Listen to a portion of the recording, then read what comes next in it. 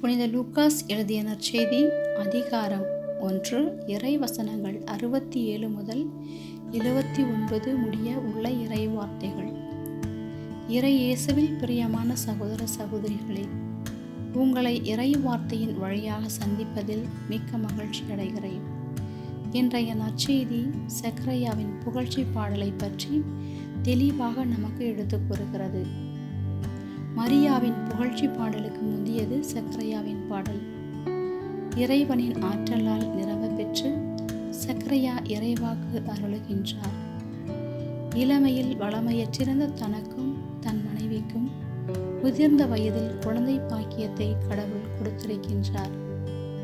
வாரிசு அற்று போக இருந்த ஒரு தம்பதியரை அவர்களின் முதுமையில் ஆசீர்வாதம் தந்து அவர்கள் வாழ்வை மேன்மைப்படுத்தினார். தன் மகன்தான் இஸ்ராயலை பாவங்களிலிருந்து விடுவிப்பதற்காக அனுப்பப்பட்டவர். இவர்தான் மெசியாவின் முன்னோடி என்பதை சக்கரையா உணர்த்துகிறார்.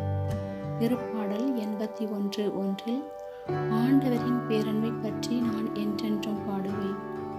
ஆம், இறைவன் இவர்களுக்கு செய்த அரிய செயல்களுக்காய் சக்கரையா எல்லையற்ற மகிழ்ச்சியடைந்து கடவுளை போற்றி புகழ்ந்து நன்றி கூறும் விதமாக இப்பாடல் அமைந்துள்ளது. அவர் தம் ஊழியராகிய தாவீதின் குடும்பத்தில் வல்லமையுடைய மீட்பர் ஒருவர் நமக்காக தோன்ற செய்தார். அவர் நம் பகைவரிடமிருந்தும் நம்மை வெறுப்போர் அனைவரின் பிடியினின்று நம்மை மீட்பார். சக்கரையாவின் புகழ்ச்சி பாடலில் கிறிஸ்துவின் திரு வருகையையும் பாவ மன்னிப்பின் வழியாக வரும் உண்மையான மீட்பு பற்றியும் ஒவ்வொரு நாள் காலையில் ஜெபிக்கின்றோம். புனித சக்கரையாவை போன்று இறைவன் நம் வாழ்வில் செய்த அனைத்து நன்மைகளுக்கும் நன்றி கூறுவோம்.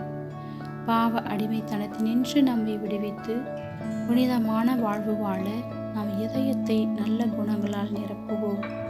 பிறக்கப் போகும் பாலன் இயேசு நம் உள்ளத்திலும் இல்லத்திலும் தங்கி நம்மை தொடர்ந்து ஆசீர்வதிப்பாராக.